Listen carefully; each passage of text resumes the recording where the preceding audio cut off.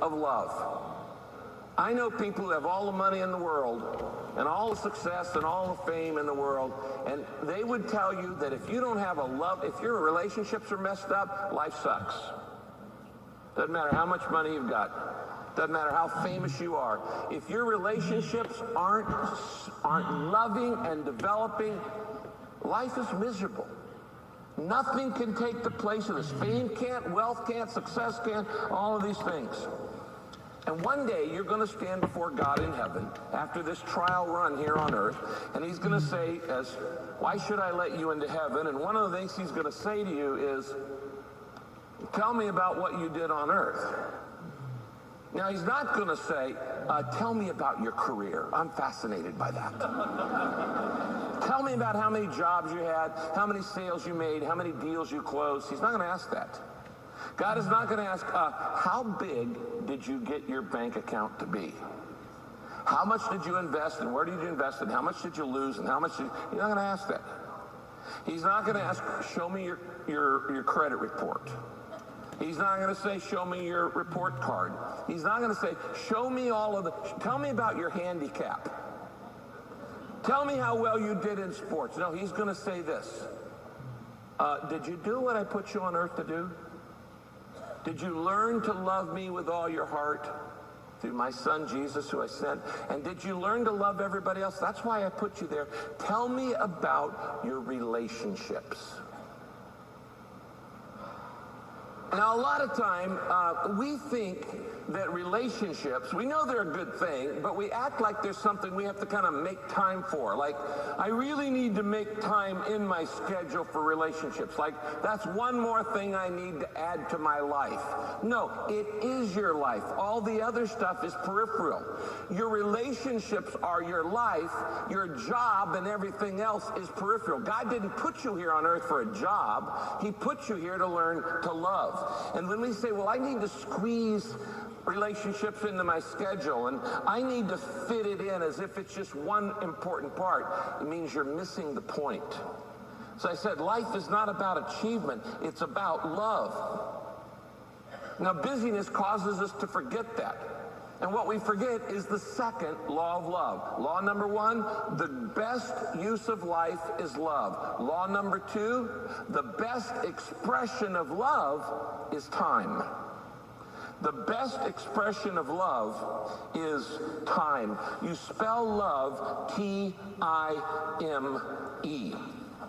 Now, the Bible says this in 1 John chapter 3, verse 18.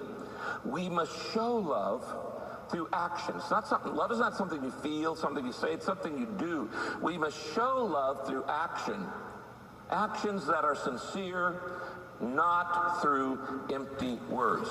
Question: what is the most desired gift of love?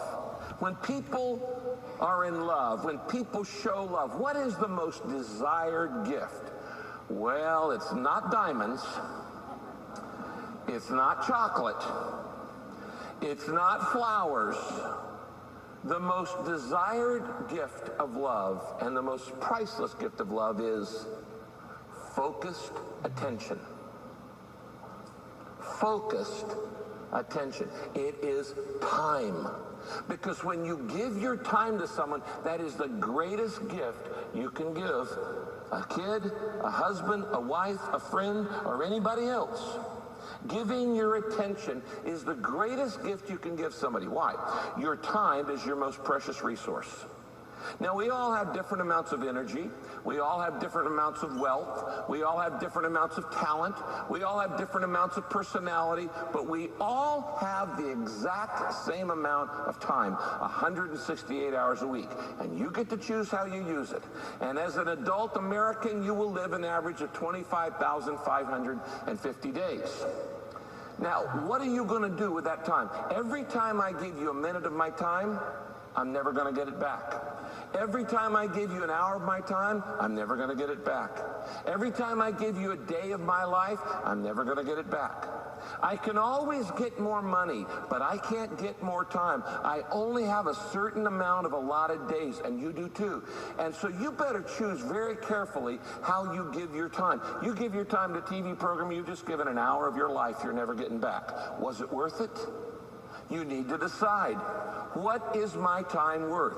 And that's why when you give something to people, the most valuable, precious thing you can give them is your attention. Because when you give attention to somebody, you're saying, and you look them in the eye, you're saying, you matter to me. You are valuable. You are worth listening to. You're saying all kinds of things when you give people your attention. It is the part of your life you're never going to get back. Now let me explain it. Jesus said that the essence of relationships is not what we do for each other. It's not what we do. And Jesus said that the essence of real relationships is not what we give to each other, presents and things that we give. Jesus taught that the essence of true loving relationships is how much we give of ourselves to that person. Our lives. That's love. Now, guys, we as men, we don't get this. I don't know if we lost that gene somewhere or something, but this one just does not compute to most guys. We don't get this. And I have to admit, I didn't get it for a long time. And I can't tell you how many husbands and dads I've talked to said, I don't get it, Rick. I give my family everything they need. I'm a good provider. I provide for all my needs for my wife and for all my kids. In fact, they don't just get what they need, they get whatever they want. We live a very comfortable life. I don't get it. What more do they want? I'll tell you what they want.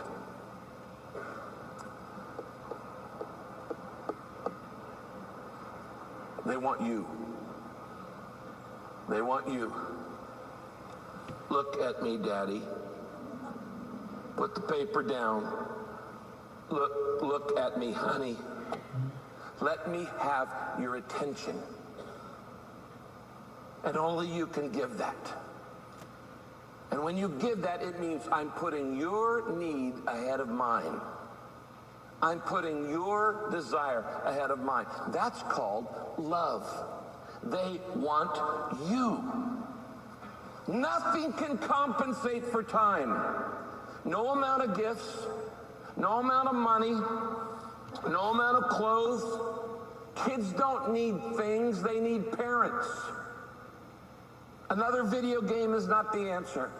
They need you. You. They need your attention. And they need that now. The Bible says this, the only thing that counts is faith expressing itself through love. They need it. You know, Dr. Richard Swinson's one of the world's authority on stress, and he wrote this. I've come to believe that the speed of society is as much responsible for the problems of personal and social dysfunction as any other single factor. Virtually all of our relationships are damaged by hurry. We're always in a hurry. Many families are being starved to death by velocity.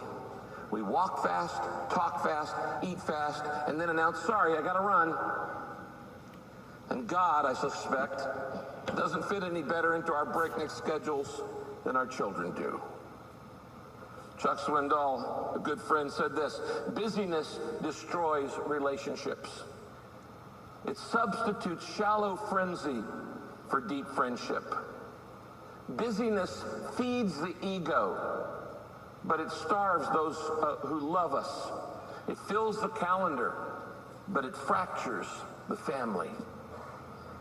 So, well, how do I find more time for the people I love in my life? That's really the wrong question. You need to figure out they should be the priority, and then how do you figure out how to fit the rest into that? Not like cram them into your schedule like they're one other thing. How do you find more time for the people who love you and that you need to love?